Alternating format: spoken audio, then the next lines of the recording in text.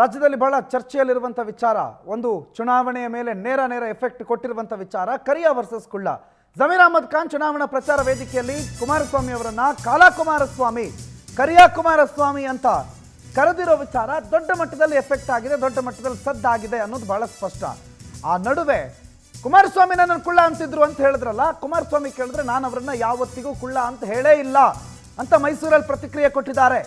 ನಮ್ಮಿಬ್ಬರ ಮಧ್ಯೆ ಏನು ಆತ್ಮೀಯತೆ ಇದ್ರೆ ಅದು ರಾಜಕೀಯ ಮಾತ್ರ, ಅವ್ರ ಮಾತುಗಳೇನಿದೆ ಅದೆಲ್ಲವೂ ಅವರ ಸಂಸ್ಕೃತಿ ತೋರಿಸುತ್ತೆ ಅಂತ ಕುಮಾರಸ್ವಾಮಿ ಜಮೀರ್ ಅಹಮದ್ ಖಾನ್ ಅವರು ಮಾಡಿರೋ ಆರೋಪಕ್ಕೆ, ಅವರು ಹೇಳಿರುವ ಮಾತುಗಳಿಗೆ ಸ್ಪಷ್ಟನೆ ರೂಪದಲ್ಲಿ ಕೊಟ್ಟಿದ್ದಾರೆ ತಿರುಗೇಟನ್ನ.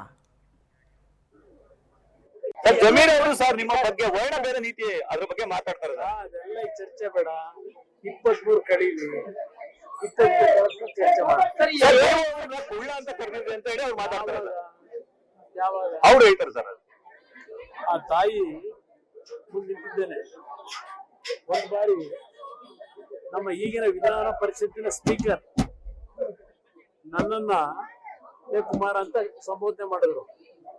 ಆಗ ಅವ್ರನ್ನ ಹೊಡಿಲಿಕ್ಕೆ ಹೋದಂತ ಗಿರಾಕಿ ನಾನು ಕರಿಯ ಅನ್ನಿಸ್ಕೊಂಡು ಇವ್ರ ಜೊತೆ ಕುಳ್ಳ ಅನ್ಕೊಂಡು ಏನು ಇದು ಮಾಡ್ಲಿಕ್ಕೆ ಏನು ಆ ರೀತಿಯ ಒಂದು ವಾತಾವರಣದಲ್ಲಿ ಬಂದಿರೋವನ್ನ.